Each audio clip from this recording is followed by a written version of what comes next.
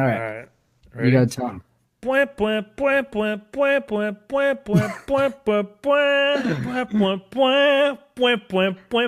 was impressive. How All was right. that? Thanks, Damn thanks. it, Parker. We're All starting right. now, by the way. Welcome, boys, to episode number 5 of the 10 Guys, One Pod podcast. It's your host, Dexter Michelle Abeda, alongside Parker's had a Ziploc bag around his Johnson. Almost said bug, but you know what I meant. You almost botched that one pretty bad. I know, and I was so excited about it. It's like, fucking busting your load too early. I'm actually a little depressed. This is how we're starting this one. Well, Because I thought about this one all day if I wanted to use it now, you and just I choked. just You got to ruined it. practice in the mirror. You're going to be sitting in the mirror at work. Parker's Ziploc bagged Johnson Well, all it's day. funny because like I did practice all day, but I think it's freaking me out that I can see you and you can see me because we've never done this. Yeah, we're changing up like how we record a little bit, boys. Bought some software. We had quite the scare with Paul's audio, and we're going to try to remedy that by taking more control over the software. So, if you're ever on the podcast, we're going to request you use Google Hangouts. Just a heads up, you have that technical requirement. So with last week, we brought up the whole Costco food thing, and I thought that was fun just to have something out of here that's not in there. That's not a part of fantasy. So my question for Parker this week is, so you can only have one food for the rest of your life. And I'll give you the example of like, you can have eggs for the rest of your life. Now you can have eggs and sausage, eggs and bacon, but essentially that standard. So mine would be sandwiches. Like if I can only eat sandwiches for the rest of my life, no ice cream, no pizza, no lasagna, no Chinese food, etc., etc. And my reasoning is I can have an egg sandwich. I can have peanut butter and jelly. I can have Jersey Mike's. There's a steak sandwich. What would you choose? That's a strong play. I feel like this is a game that's very, very easily cheesed by like, oh, I'd have bowls. You can, If or you chose soup, I'd You can slap put you. anything Like, in those things. yeah, go eat all the soup you fucking want. Can I have some more porridge, please? I can put whatever I want. All right. This I'm gonna be honest. I hate your question. It's a stupid question. Sandwich is actually a pretty good call. But if I'm gonna strip down your question to what you're actually asking me, the only food I would ever eat is steak. While a little bit unfeasible, I can go full paleo. I can basically look. You know who only eats meat? Wolves? Brock Lesnar and wolves, motherfucker. Basically the same. I was gonna thing. say bears, but they eat berries also. Well, Parker hated that question, so we're gonna jump into the next. I'm just gonna like think about it all night. Of like, what's the food that I can choose where I can actually still eat? Yeah, every sandwiches. single I food? won. Just been like ice cream. Oh, ice cream sandwiches. Fuck. Damn it, I'm You smart. just you only asked me this question to brag about how you already figured out the answer. To be fair, you could have looked at the Google Doc. You waited till right when we started talking this afternoon, or not tonight, till look and see what all the work I put into this. All right, regardless, we're done. You know what? After listening to the last podcast, I say regardless so much. I don't know. My vocabulary is so small and the word's long. Maybe I like that word, but I'm going to try not to say it as much. So I'm sorry, guys. Now, transitioning into the new segment, I'm going to ask Parker fantasy football questions and see if he can guess them. So, Parker, after week 1, I want you. Welcome, boys, to podcast number 5 of the 10 Guys, One Pod podcast, your favorite fantasy football podcast. Podcast? Did you just call it a podcast? Well, if in honor of Paul, it's your host, Dexter Michelle Abeda, a.k.a. Dr. Champs Biatch, alongside our favorite Parker's had a Ziploc bag on his Johnson. How are we doing, buddy? I'm doing good. You did a lot better that time, but I heard you hesitate. I know. I thought about it. They don't know about the first round, so we're just going to keep going. I was about to All tell right. them. We're changing up some audio stuff this time. I already said this the first time, so I'm probably not going to say it too hard the second time, but if things are shit, let us know, because we need to improve on this. Also, we did this once already, and Dex really fucked up my nickname. Yeah, I said bog instead of bag, but that'd be cool if he had a Ziploc bog on his dick too. Like a I don't know like a what that swamp. is. Yeah, you got bog Ooh, dick, bro. nasty. Bog cock. You were in Alaska, so who knows? Um, also now, so we did a Costco question last time about me and Brad eating, and I asked Parker when on our last one he hated it, so I'm gonna ask him a different question. Parker, if you're in jail, what's your last meal? If you're gonna get on death row, For sure, steak. Uh, just yeah, that steak. was my You were answer. doing Oh, I ribeye. guess I could like make it pretty spicy. Like probably like a steak and like a hatch chili or something. That's fucking good. Wow, I didn't even And think of probably that. like a fully like have you ever had like a full garlic clove? Not like the little cloves. Yeah, where you And don't, you and then it's just on top because they cooked it on yeah, you there like too. slice it down the middle and you like squirt out the little garlic cloves on your food. Yeah, pretty bomb. I'm probably gonna go with like a some bacon, fried eggs, and biscuits and Hmm. gravy. Just like that, because it's gonna make me sleepy. And if I'm gonna die, like let's go out. Dude, Your steak also would make me sleepy. It just the chili would hurt my dude, butthole. a good bacon and like corned beef hash, sort of like eggy thing with like good black coffee. That's a close runner up, man. Actually, I don't know how our group doesn't think breakfast is the greatest yeah, meal of you all guys are time. fucking crazy for that. And you're talking to I love a good ribeye. Ooh, you get in New Orleans when me and Miller got that ribeye, freaking rare. That shit was unreal. But fucking ate breakfast. I had bacon and eggs for dinner tonight just because it's I so would like fucking to good. interrogate everybody in the league who voted uh, for dinner instead of breakfast when they get on here and have them explain themselves. So you guys, this is your warning call. You figure out how you're going to explain your terrible opinions by the time you get on here. Except for Gabe, he can't eat shit, so I feel bad for him Dude, I regardless always what he forget picks. every time. I'm like, literally, if I had $1 for Yeah. every time I forgot and asked Gabe if he wanted pizza, I'd be a rich man. That's that's hilarious because I told someone today about how I have a buddy who can't eat pizza and he got drunk one time and ordered two pizzas and shit his brains out.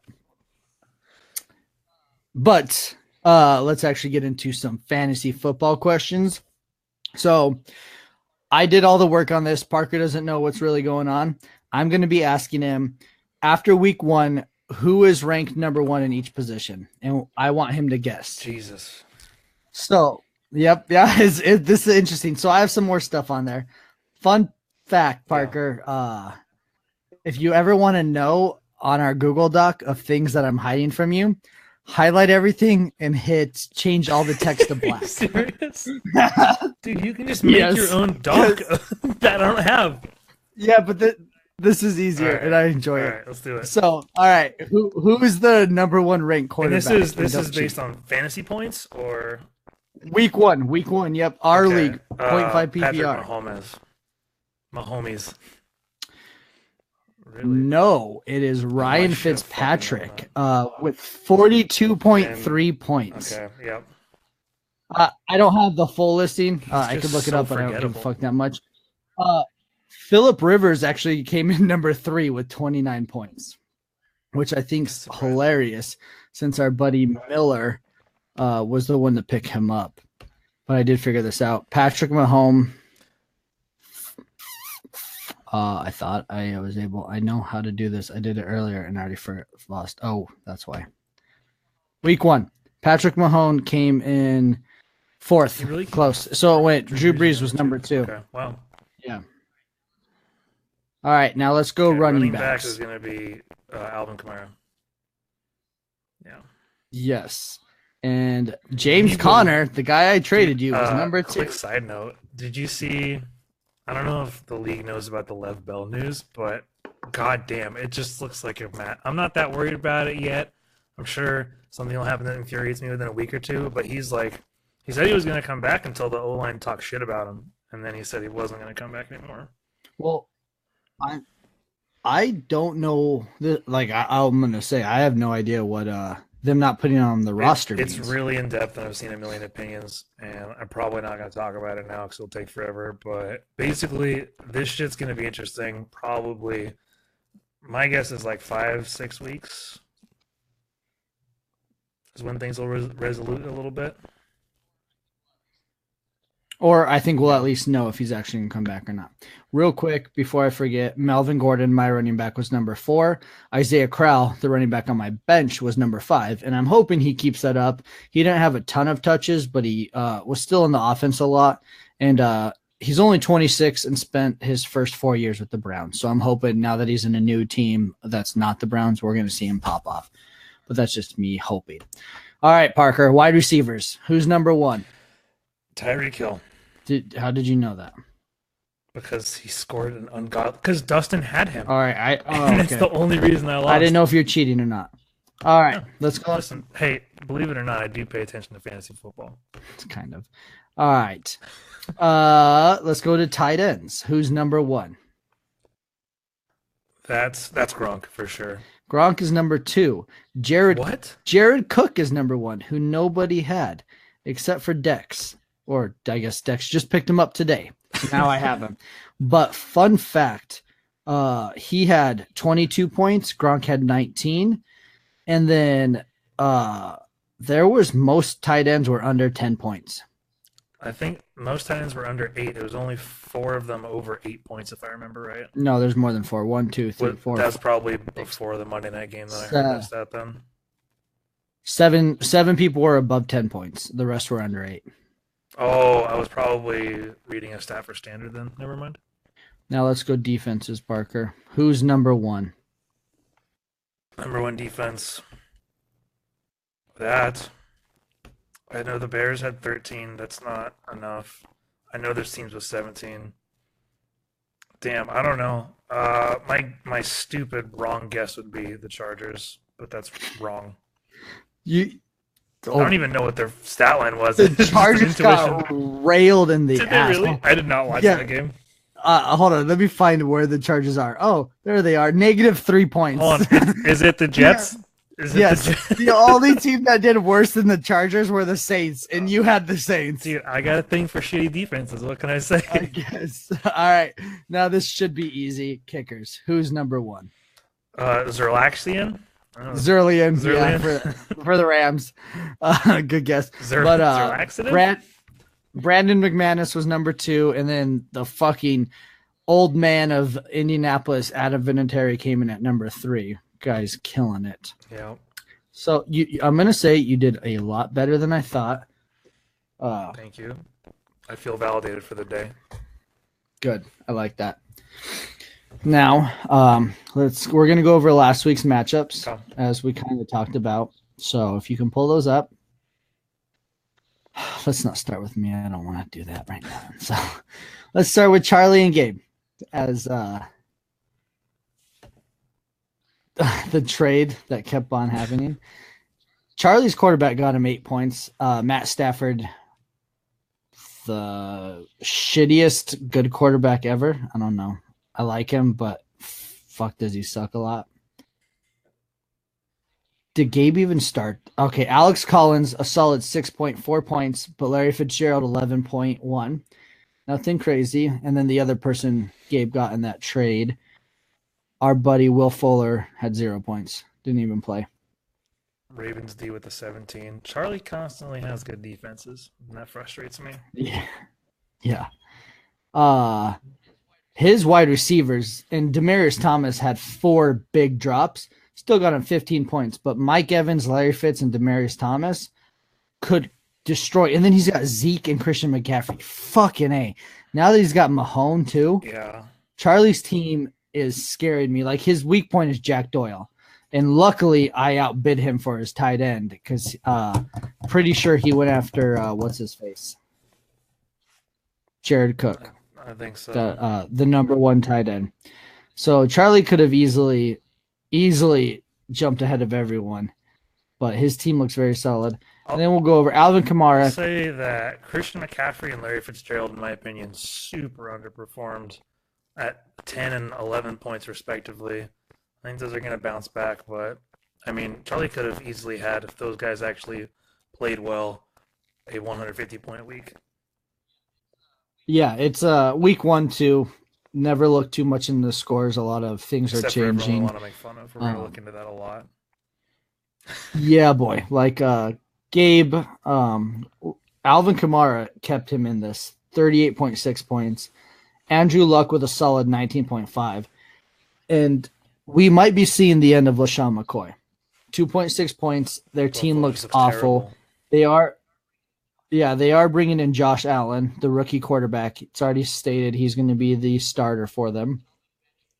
Calvin Benjamin, his number 2 wide receiver, got him 1.5 points.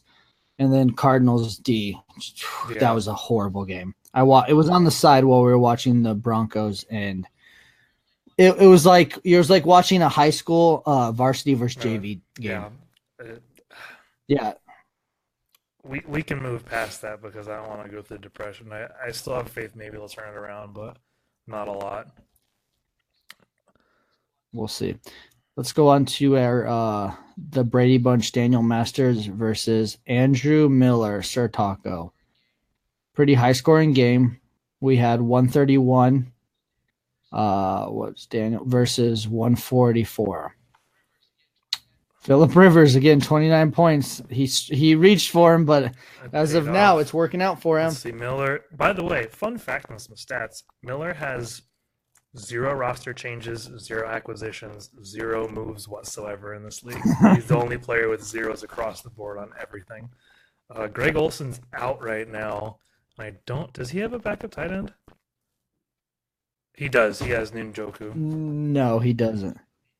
Oh yeah. 2.8 points. Who I thought was going to be Dude, I good, got but the Browns are the Njoku in a Browns. lot of mocks, and I'm surprised that he underperformed like that. Then we got Daniel Dion Lewis. I thought Derrick Henry was going to be the workhorse again. Game 1. Let's not look too much into it, but Dion Lewis with 19 points, and I think Derrick Without Henry had Devontae under Freeman 5. getting injured, So Daniel nothing. would have definitely popped 150 points, which is actually quite impressive. And I remember Daniel was one of the higher ranked teams in general. Yeah, Paul and I both had great things to say. Keenan Allen, 20 points. Tom Brady, 21. Todd Gurley, 22. Mari Cooper is, I don't know if it's him, Derek Carr, but the Raiders just don't look good. Thank God. They spent a lot of money on their coach, who's already lost, Khalil Mack, who went off. But Daniel does got Cooper Kupp on his bench, 15 points. Killed it. Then he's got Jordan Reed as his other tight end. So Kyle Rudolph. Jordan Reed's definitely more talented than Kyle Rudolph in the tight end position. But Kyle Rudolph doesn't get injured, Agreed. and Jordan Reed seems to be injured every year. Do you want to do your matchup now or at the end? Okay. We'll do Brad and Mike's now. We got Brad with 107.9 points against Mike's 122.1. Brad brought more than For what we were sure. expecting.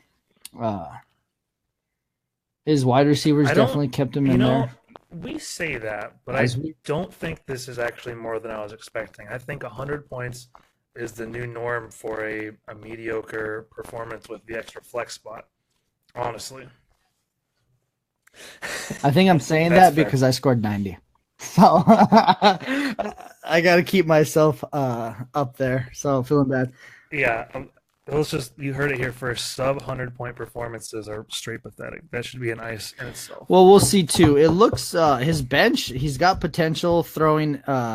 Maybe taking Allen Robinson out and putting in Kenny Stills for Miami. They still figuring out who their real number one's going to be with Devontae Parker and then Danny Amendola. Then And Brad pushed around some big fab too to get my boy, the Broncos. Can't remember his name. He's actually Philip Lindsay. Yep. Fun fact about Philip Lindsay. He was at the Aurora, Colorado shooting in the movie theater. He was in that theater. Holy shit. I believe he was shot in the not the neck. What's that muscle? I can't think of. In the trap. In the trap. Yeah, I was reading a thing about him because he asked Terrell Davis to wear his number, and Terrell Davis said yes. That is I don't want to say fun fact, but that's quite some trivia you got there. No, it's maybe not. But he went through some shit. But again, Mike still came out on top. Dalvin Cook didn't show what I wanted. Kenyon Drake was kind of what I thought he'd be, an 8.1. As we talked last podcast, just because it was after Thursday, Julio Jones, 23 points with no touchdowns. Absolute madness. I don't know what's going on with him. The consensus that I see on the internet a lot is that their red zone play calling just is garbage. Do you have any feelings on that? Yes. Well, I think that's part of it. The other part is they don't have a guy like the Juju Smiths, like the Danny Amendolas, those quick in the slot receivers who's going to make that 10 minus yard touchdown. So if anywhere 10 into the end zone, where Julio Jones can catch the ball anywhere unless there's a end zone behind him where he can't keep running. I think that's the biggest problem. He doesn't have enough time or enough space to get away from the defender. I don't know if you saw the scene from the playoffs, how they lost to the Saints. It was they ran the exact same play to lose the game, how they lost this one, where they overthrew Julio Jones in the end zone. It was identical. Interesting. To keep on Mike's team, Juju Smith, 14.4 points. That's what you want out of a wide receiver too. I love Juju Smith. I think he's going to do great for him. And then again, Tyreek Cohen, not 5.6 points. Not what you want out of flex. Dante Moncrief, 1.9. I think Mike we'll see more out of his team once he gets Mark Ingram back. And then maybe he'll be playing Mike Williams for the Chargers here on out. Another also great defense or performance from a defense, the Vikings. What was it? The other one that Charlie had? It was the Baltimore Ravens. Both good defenses last season. A little bit of consistency carrying over to this season. I feel like last season didn't have good defensive carryover, at least throughout the season. So it'll be interesting if that shakes out this year. All right. You want to do yours or mine? Let's do mine. Fuck it. Let's get it over with. Parker. Right. I can listen. I've dreamt about this game, so I can narrate this one. Parker Johnson. Real quick before you start, only 2 people outscored you. Yeah, pretty saddening.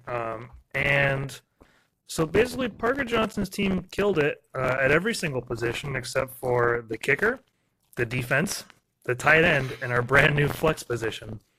Every other position scored 16 plus, averaging closer to 24, 23, something like that, probably 20. Pretty depressing. Russell Wilson could have scored more. Like, literally, Matt Prater missing 2 kicks would have won me the game. Saints defense not going -9 would have won me the game. Parker, did you bet on adding a flex spot? I voted yes on it. That's what you meant to say? So if you would have, if we would not have that flex spot, you would have won, yeah. And I'm just assuming his flex 1, he would have started over his flex 2, then you would have won this matchup by far, even with your -9 and 3 from your kicker. So here's the changing things, boys. But man, you're Jimmy Graham killed you, but your freaking starters, that just 20.4, 20.2, 31.7, 30, 16.2. That's sexy to look at your QB, RB1, RB2, wide receiver 1, wide receiver 2. That's a nice little lineup. The problem is Dustin pulled out fucking Tyreek Hill. 38 point. You know the worst part is if the first touchdown wasn't a kick return, Dustin would have got yards. Like, say that was a pass, add another 8 to 9 points on top of Dustin's, because he doesn't get points for the yardage in a kick return. You know what else? If I were to, spoilers, I intend on producing power rankings this year. They're going to be laughably inaccurate. I'm going to do it anyways. And I'm going to say this as audacious as it sounds. I'd still rank myself above Dustin, regardless of our score, but also he lost Delaney Walker and doesn't have another tight end on his bench right now. And Aaron Rodgers is questionable with what sounds like from the news a legitimate injury that's going to affect him for a while. He won this game, but his team's already starting to take some hits. I don't agree with your Aaron Rodgers one. That's just because true. that guy's Some a quarterbacks fucking just animal. have whatever it takes to just keep playing no matter what happens. All right, so yeah, the matchup of the year. Doctor Dr. Camp's bitch. Oh, what a depressing fucking thing. And so I did the math just for all you to know to see I'm not benching Leonard Fournette. So I'm still gonna get that 7 points. But if I would have started Isaiah Crowell, Randall Cobb, and Tyler Lockett in the other positions, I still would have lost to Paul, but I would have lost by 6. So that makes me feel good. Like, all right, I'm figuring things out. We're gonna see. I don't see Leonard Fournette being injured, and then Doug Baldwin 0. Travis Kelce's 1.1 does worry me. The Chiefs put up 38 points, and he had 1 catch. On Paul's side, Derrick Henry, 3.6 points, very underperforming. They had 20 points, or they scored 20 points in the game, but Derrick Henry had 10 attempts and only 26 yards. That's not great. And then I'm assuming the other was a catch to get him up to 3.6. That's not what you want, especially for me. I thought he was going to kill it. Great on Paul for picking up Ryan Suckup. He went from a kicker who got 4 points to a kicker who got 11, and then Ted Ginn Jr. Right before it started, and putting him in over gave him 9 more points than Josh Gordon would have gave him. Again, I will say, Paul makes some of the best decisions on matchups and who's playing who. Whereas me, I'm like, those are my boys. I will ride and die with you till the end. And that's why Paul is the champ, and I scored 90 points. Out of curiosity, did you have the highest bench points in the league? I believe so. At 73.5? Okay. Yeah. And it still wouldn't have won you the game, too. Well, I could have won if I started everyone right, but there's no way that was going to happen. Just like I'm not going to start that guy. So it's fine. Well, I'm not, honestly, for all you guys, I'm actually not worried. Now that I kind of see the Kings, I'm hoping Deshaun Watson, that was against the Patriots, first game back since an injury, I'm going to get more than 11 points out of him. I'm hoping for that 15 to 18 points on average per week. And then Leonard Fournette, 7. They're like, oh, it's his hamstring. We're playing the Giants. Let's just put him away. There's no point in keeping him out there. Doug Baldwin, on the other hand. Yeah, fuck that guy, you fucking piece of shit. 3rd round pick. But you made an amazing preseason trade for Tyler Lockett. I did. On my bench. You're my boy. And going into that, we'll save that. Let's save that. Let's save that little tidbit for later for the gentleman. Just because we don't want to jump on too many things. So, well, that was last week's matchup, guys. It was fun. It was stressful. Here's to, I guess, 16 more weeks of this shit, or 15, I guess. Now, with that, for next week's matchups, we have a lot of guys playing 0-2 versus 0-2. So we got Parker and Dex playing each other. We both lost our first game. So there's going to be someone at 0-2. Then you have Brad and Gabe also lost their first game, so one of them will be 0-2. And then Mike and Miller are playing. Mike won, Miller lost, so there's a chance Miller will be 0-2. I did a little digging up, and just the last 3 seasons, how many teams started 0-2 and made the playoffs? So your chances of making the playoffs after starting 0-2 is 22%. How do you feel about that? You think that's a little high, a little low? It's a lot better than I thought it would be. But kind of like most stats that get dropped along those lines, I think it's interesting because we had those consistent schedules. I'd like to see what those teams are that did make the playoffs, and so I could talk shit about their strength of schedule specifically. Well, but I suspect that it has to do with easier schedules down the stretch. Yeah, we can see you also so one person who started 0-2. It's probably me, right? No, you did not. The last 2 years, Charlie has started 0-2. And he made the playoffs both years. Big surprise. So Dustin started 0-2 one year, and Miller started 0-2 one year, and they all made the playoffs. Do you know off the top of your head, because it's going to take us forever to find this data in ESPN, because it's so much slower than Sleeper, by the way. Do you remember what Charlie's beginning schedule was against the first 2 teams? Yes. Because we know at the very least it was consistent. So for week 1, Charlie played Mike, yes. So Charlie played Mike, And Charlie actually didn't put up a ton of points, but I guess it was on all the last round. Charlie had 88.2 points, so only 1, 2, 3, 4, so half the league scored more than him.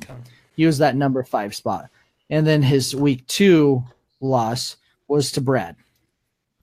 Okay, so Charlie has So gone 0-2 twice, including Brad and Mike, the yeah, two taco champs. but Brad's been good. Brad's won, yeah, like you said, the 2 taco jams. So let's all you guys, including Dex, who might start 0-2, don't worry, don't fret. You can still come back. 22% is not bad. Essentially 2 out of 10. That's It's not bad our at league. all. 2 out of 10. Great next gen Now, stats, bro. yeah, boy, yeah, I'm smart. Math is high up there on me. All right, we're gonna go into the picks, choosing this week's matchups.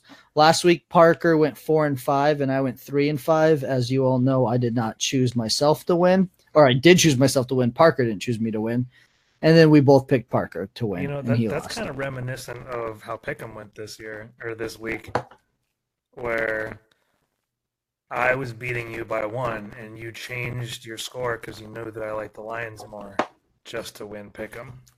I didn't know you liked the Lions more. I just know I was picking the Lions and assumed you were too. And I was like, well, I'm not going to catch him if we both pick the Lions, and I'm definitely not picking the Raiders. So I'm going to switch to the Jets, which was a great move. I'm playing chess. You're playing checkers, Parker. Can I ask a totally derailing question right now? Yeah, let's go. Yeah, let's go. Why in the fuck does everybody, when they talk about Lions offensive weapons, talk about Marvin Jones instead of Golden Tate? Because if you look at the production and the disappointment for sure, but also like who the Lions go to when it's actually red zone time, Golden Tate gets the looks. He dropped a lot of passes. If he had caught like a third of the passes that he dropped on Monday, I would have won against Dustin. But I don't understand why Golden Tate is left out of the conversations like a shocking amount for me. Do you have any insight on that, Dexter? No idea. I think he's a little bit older, been in there, more reliable. Maybe they're hoping on the game when things are going down the stretch that he'll be the guy to make those big catches and not drop it 100 times. But it's crazy to think like how they had Megatron as their number 1, and then they go to Golden Tate. Like, the size difference between them. You're talking to a guy who is like bigger than Julio Jones. If you add his weight and height, like he's monsters over him. Now Golden Tate's your number 1, and you got easily the second best Hail Mary quarterback in all of the NFL. Luckily he's got Ebron now, so we'll see how that goes. But yeah, the Bears will be interesting. I do like Matt Patricia, their new coach from the Patriots. He's one of those guys, football men. Backward hat on the sideline as a head coach was fun to watch, but unfortunately he lost game 1 to the Jets. And Sam Darnold, I think him throwing that interception first play of the game and then coming back and just wrecking them, the Jets might have their guy now.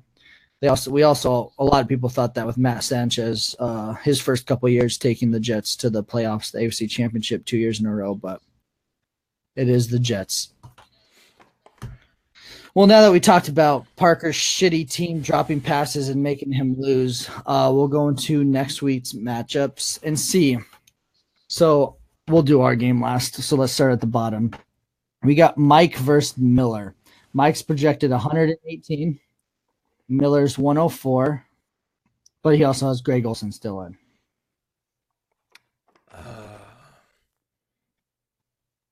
Parker. You start with your pick. I need to look at their teams. I need to find. I'm choosing Mike. I need you to ad lib. Ad lib this. You're gonna be going for a little bit. I gotta get a charger. Do you have to take a shit? Are you going to go take a shit right now? Yeah, boy. Alrighty. Oh my god, this what terrible timing. Alright, luckily I can pull up the game right now in slow ass ESPN. Finally it's up. Let's see, where the fuck is this? Alright, Sir Taco versus Mikey. Dude, man. My heart says Miller, but my gut says Mikey. Matt Ryan at Carolina. Philip Rivers at Buffalo. Dude, Philip Rivers at Buffalo might light it up. I see them being in a negative game script, or not a positive game script though, and maybe Phil won't get as many plays. Kenyon Drake could disappoint again. I can see that happening. Miller could forget to switch his tight ends. That would be a huge dink. I think that's probably likely. Hi, Brad. Wow, that was a bit of a derail. Oh, he's walking over. This is terrible podcasting. Hi, Parker. I want to edit myself As out. of this podcast, we started opening up a Google Hangouts chat on the side, and we have each other on video now. So if you notice any better cohesion in our conversation, sans this fucking part, that's why, because I can actually see them now. And he's still plugging it in. All right, let's talk about the game, boys. Let's talk kickers. Cool. Dex, Yeah, I'm back. we've derailed to the point that I'm just breaking down my kicker predictions between their teams. That's cool. Hold on. I like that. Let's go. Graham Fucking A. Jano for Carolina Graham Cano. versus Adam Vinatieri.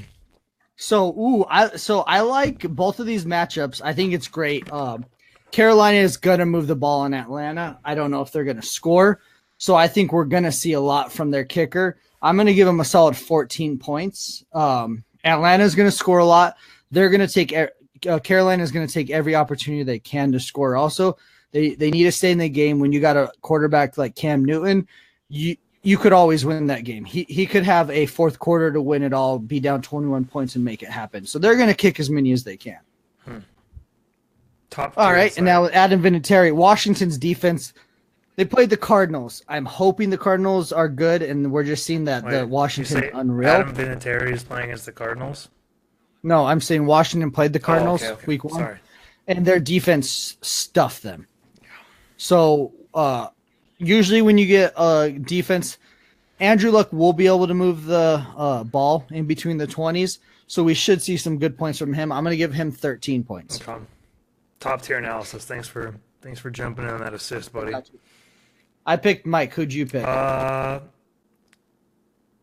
gotta go with Mike. Miller disappoints me in almost every facet of his life. I'm going with Mike on this one via heart, not because I see any real differences between their teams. All right, and now maybe matchup of the freaking week: Gabe versus Brad. We got projected Gabe 118.2, Brad 114.3. Sorry, I hate this UI. No worries. I'm gonna take Brad. Dude, these are top runners for the taco ship. Yeah, This is a hot and fiery match right here too. I'm gonna take Brad on the pure fact of he got Philip Lindsay for Denver. Denver loves that running back. I love that running back. He's gonna put up like 30 points this week. His wide receiver's unreal. But Gabe did come in hot, bringing in Chris Thompson, who after had a great week 1. We'll see if he can keep that up. And then with Alex Collins, Gabe seems not bad, but I'm still going with Brad. We might go with Gabe on this one. All right, we got our first disagreement. That's good. We like to keep it open. Don't let me down, Gabe. Let's go to Dustin Charlie. Okay. Ooh, Charlie projected 120.6. Not the most out of this week. Fuck me. But second most this week for projections. Damn, Dustin. The battle of 1-0s. I gotta go with Charles on this one. Yeah, Charlie and Daniel, I think, are the best teams overall, and I'm gonna go with them. I don't think Adrian Peterson's gonna have the week he had last week. I don't think Tyreek Hill's gonna have the week he had. Yeah, but then he's got Antonio Brown. Dustin does have a crazy mix-up of having Antonio Brown and Tyreek Hill, who could have like back-and-forth blow-up weeks and just keep riding that. Because if you told me Antonio Brown got 35 points this coming up week, I'd be like, yeah, that makes sense. And then you said the next week Tyreek Hill is going to get 31. I was like, yeah, that makes sense. Dustin's team is really good at getting him to the playoffs, but not having 3 consistent weeks in a row. I don't think Kareem Hunt's going to be good, though. No, I do not. So I see him being kind of a huge disappointment through the course of the season. So we both got Charlie, which is good. Yep. Now let's go to the Paul Daniel, the second battle of the 1-0s. This is going to be a good one. Paul's only projected 110. He was also projected 110 last week and put up 145 or something, the highest of the fucking league. And then Daniel's projected 123. Do you think the David Johnson questionable news is relevant, or do you think it's just one of the Wednesday? As of right now, no. They questionable usually plays. I think it's like 85% of the time they'll play. I think if Devontae Freeman's also questionable, and I think that one worries me more because they sat him out in the game, and they won game 1. I think you're going to see their other running back, Tevin Coleman, get a lot more touches just because they're like, we want him healthy. Why not keep running this guy who's doing well? So I think that might hurt Daniel.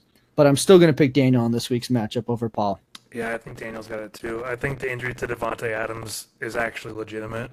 I think that's going to hurt Paul's shot a little bit.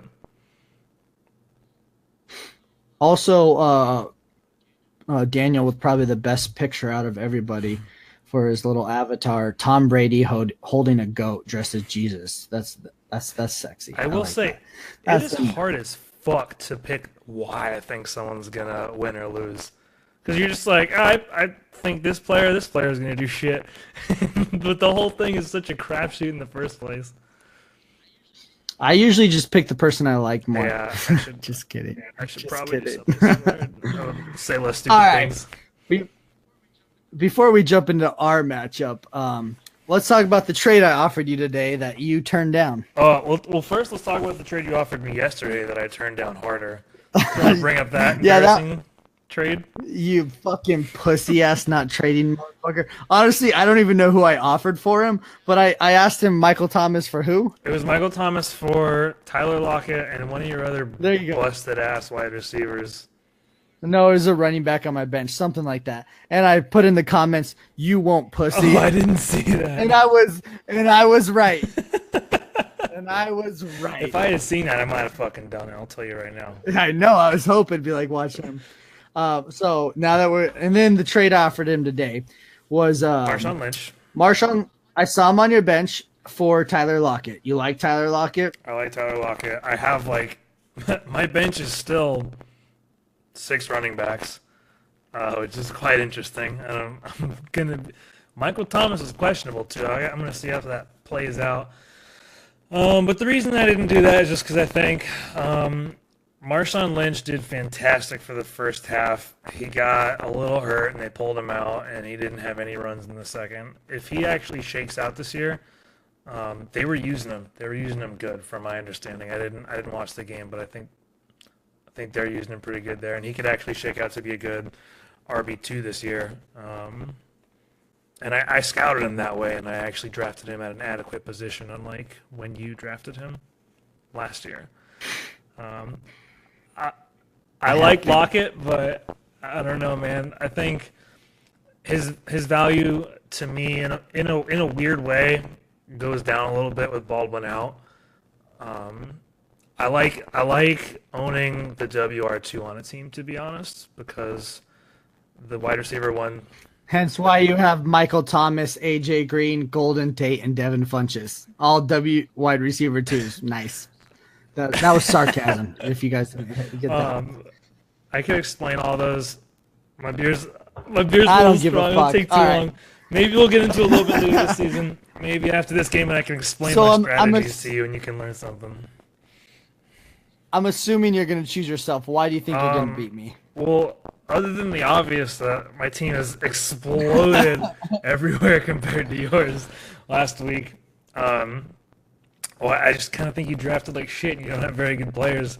James Conner is going to be probably in a shootout with Kansas City. Well, actually, that would actually not benefit James Conner, but I think he's going to do great. I hope JIJ performs. Russell Wilson should do pretty okay against Chicago's secondary this week, even though I own that secondary. That's actually probably one of my biggest fears, is that I own the defense that my quarterback's going against. I'm hoping. I get it. The Broncos play a lot of. I was like, yeah, that fucking sucks. I know what you're going through, but yeah, I'm hoping that bites you in the ass. Yeah, looking at the matchups doesn't make me super inspired in my team, but I think I just own a lot better players than you do straight up. Yeah, I'm gonna disagree. Oh, shocker. But I think my matchups worry me more. Having Randall Cobb against Minnesota sucks. Brandon Cooks against Arizona, having Peterson. What's his face? Not Peterson. Who's the cornerback for Arizona? Patrick Peterson? Is that, yes, that's there you go. It is that's a real man. I was thinking Peters. Peter Pumpkin Eater motherfucker. I think Deshaun Watson's going to have a bounce back week. He's playing Tennessee, who did not look good against the Dolphins. They lost. And then Melvin Gordon against Buffalo. Leonard Fournette against New England does scare me. I'm hoping that the O-line will push them back and we'll get a lot of running from him. And the Travis Kelce getting 1.1 points last week sucked. But we'll see Isaiah Crowell on my flex. And then, of course, Broncos D against Oakland. Pick six, baby. Daddy like. Derek Carr threw 3 interceptions last week. There's going to be 3 pick sixes this week. And then Von Miller's just eating. He's hungry. He's fucking hungry. Yeah, I'm most scared of your Broncos against Oakland, Deshaun Watson having a bounce back week, and Melvin Gordon getting fed once the Chargers are up against Buffalo. Those are my biggest fears for sure. Everything else is mundane. I need one of them to have a bust week, and I should do okay. Fuck. So, anything else you'd like to talk about? I think we're good on that. All right, I'm gonna. Dude, that was way less heated than the unlistened to podcast, the one we never released.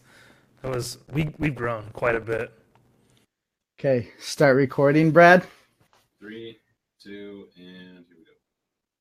Hi guys, it's Dr. Champ's bitch. I get to do my ice right now while we're doing the fucking podcast. As you might all notice, I'm wearing my Letterman's jacket because every game day, podcast day, I come to play.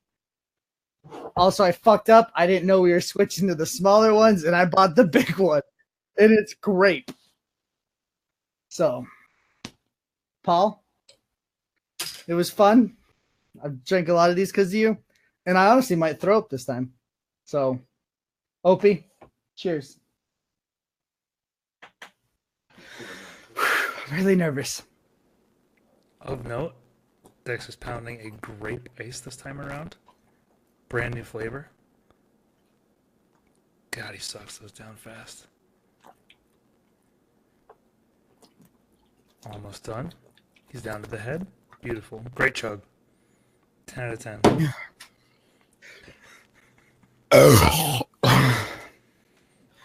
Stop recording. I stopped recording? Stopped. It went to the very end and then just ended up with that video down there. Might have some technical difficulties.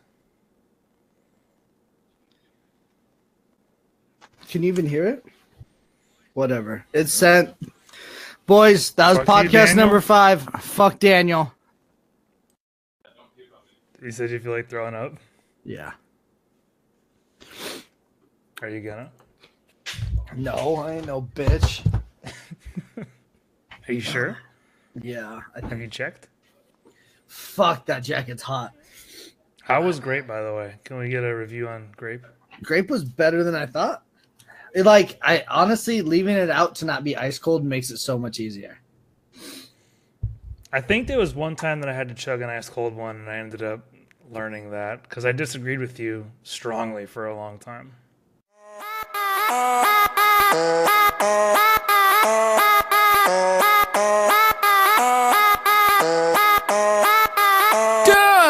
I like to make money, get turned. I like to